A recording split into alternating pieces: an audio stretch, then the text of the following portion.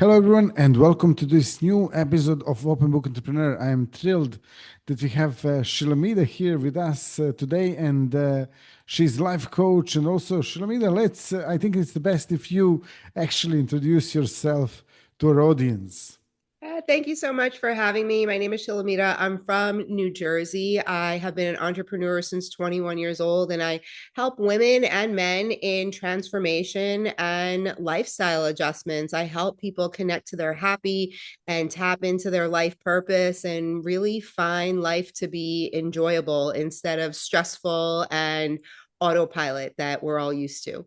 Very nice. And one of the big questions is really like, what is your why for doing what you're doing?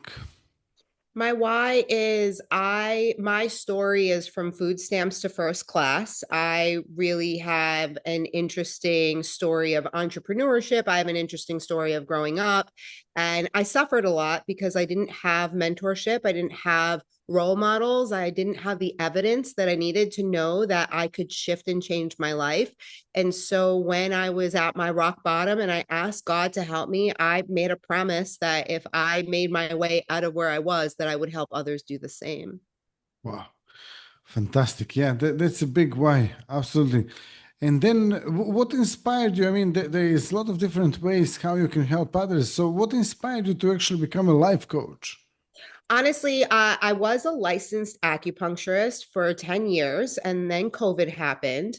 And before COVID happened, I had become a best-selling author. And so once I became an author, I kind of had one foot out the door already out of my acupuncture practice.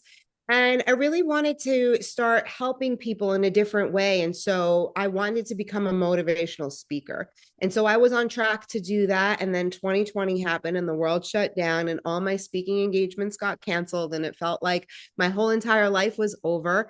And so I got thrown into the world of online mentorship. I dove deep into my own personal development during that time. And then I realized if I want to be seen that I need to do it in the online world. And so I shifted gears off of speaking on stages and I created my own stage through social media and the internet. And, life coach is just an easier way to explain what I do. I'm so multidimensional. I use so many tools and tactics in the work that I do with women. I don't just do life coaching, I do business coaching, I do health coaching because of my acupuncture background. And I call myself a transformation and lifestyle mentor for a long time, but I don't really think that people know what that is. Like, if you're not ready for transformation, that's a big word. And so, life coach is just simple. It's like, oh, I think I need one of those. You tell people you're a life coach and they're like, oh, I think I need one of those. But, everybody in business doesn't necessarily think that they need a business coach. So, life coach Absolutely. is easy. Yeah, yeah, yeah. And so can you like describe a little bit, for our audience, those, especially those that don't really sort of don't have an experience with transformational life coach, like what do you do? Yeah, so in my life coaching package, we get on calls, or you can trade in a calls for a messenger package where we can message and voice note each other. And we take a look at your life where it is right now.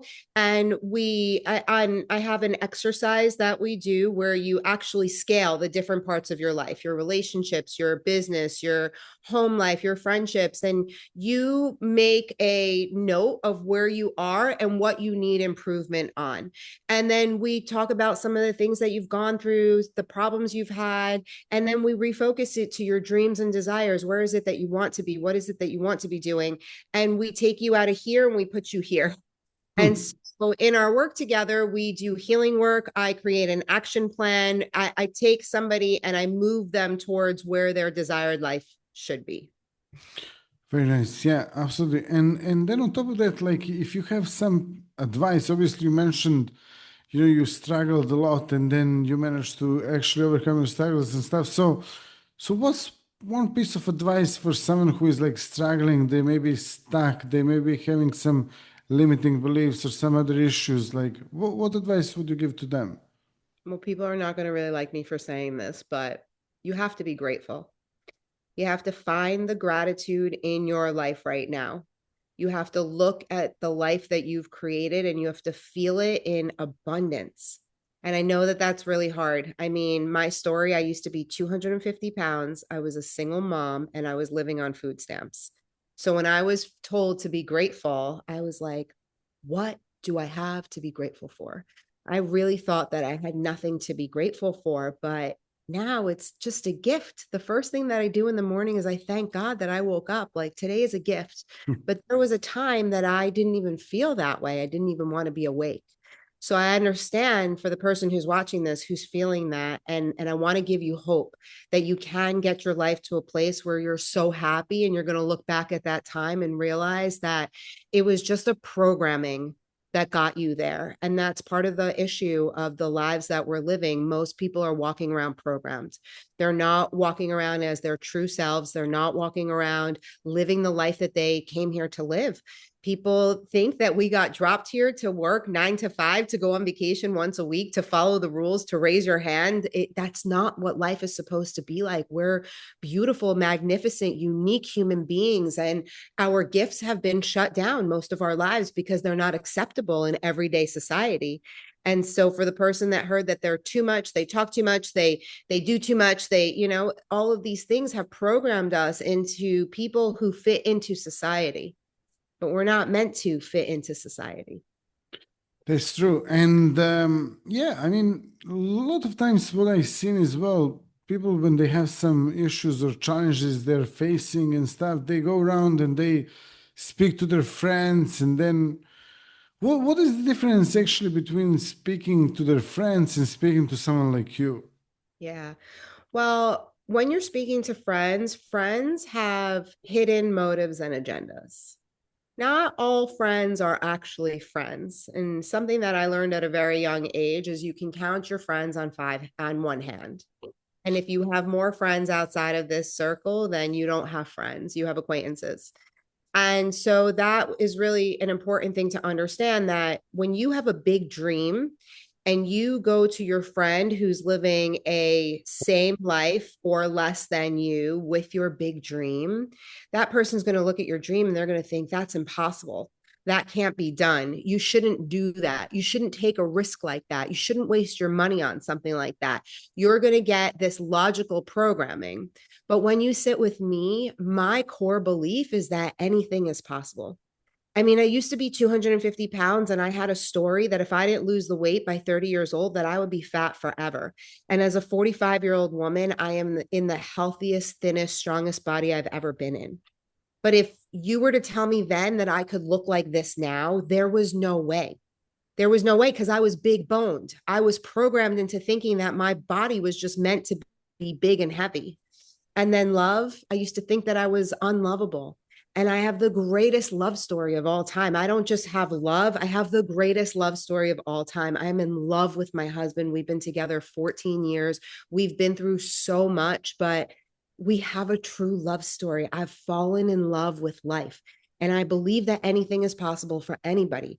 And so when you come have a conversation with me, whatever you've been thinking about, I'm going to put a fire under you to help you believe that you can get that done. Whatever you are struggling with, I have struggled with poverty. I've struggled with grief. I've struggled with leaving an abusive relationship. I've been there. I've lived in your shoes to somewhat of a capacity of what your trauma is like. And I'm able to help you heal from that. And not only help you heal from that, I'm able to help you thrive from that. And that's really what's the differentiation of a friend. A friend is going to sit and listen to you. They're going to make you feel better. They're going to share a glass of wine with you, and then they're going to go on their merry way. And they're secretly going to be happy that you're not happier than them.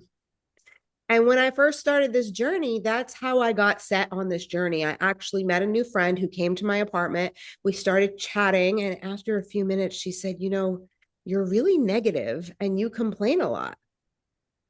And I was like, ouch, that's like really rough to hear from somebody, especially a new person in your life. But so the interesting thing is I had asked God to give me a sign.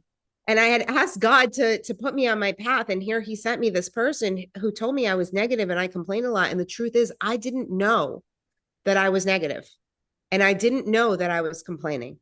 It was just my normal state of being. And all the people around me were negative and they complained because that conversation was the catalyst of awareness and consciousness for me to actually hear my thoughts and to actually understand you're being negative right now. And what people really don't understand by following me on social media is they think that I live this happy, perfect life that's filled with rainbows and unicorns. But the truth is that I am a negative person. I have to work to be this happy. I have to work to change the mindset from negative to positive. It's a work every single day. If I don't do it, I spiral. And people don't see that. People just see the woman that shows up who's happy, who's learned the lesson and everything, but they don't see it when you're in it. And there's so many times that my husband has to bring me back to a reality check and be like, do you hear yourself right now? Because sometimes you don't hear yourself. Most of the time you don't hear yourself. And that's the problem, is that people are just living in autopilot. We're living in programs. We're saying the same thing over and over again. We're not bringing attention to it. And so we don't know until the attention is brought to it. Definitely. And if someone wants to actually get in touch with you, find out a little bit more about you or connect to you, how they can do that? Yeah, if you spell my name correctly, you'll find me all over the internet. My website is www.shilamida.com. It's Shilamida. I hang out in social media. I am in my inboxes. So if you'd like to DM me, you can find me on Facebook with my first name, Shilamida, and my married name is Friedman. And then on Instagram, I hang out as 50 Shades of Shilamida, the number 50. And if you don't hang out on Facebook, I also have a Goddess of Gratitude account that pushes all my Facebook content over, so you get to see both. I do have different stuff that shows up on both. And if you love to shop, I'm also on TikTok as Shop with Shill. Okay, fantastic. Yeah, thank you so much for sharing that. And obviously, I can include the links in the description of this episode. Thank you all for watching and listening to this episode. If you liked it, drop us a like, subscribe, comment below as well if you have any questions, and let's go from there. See you all in the next episode. Shilamida, thank you so much for being a guest today. All the best, So much for having me. and bye-bye.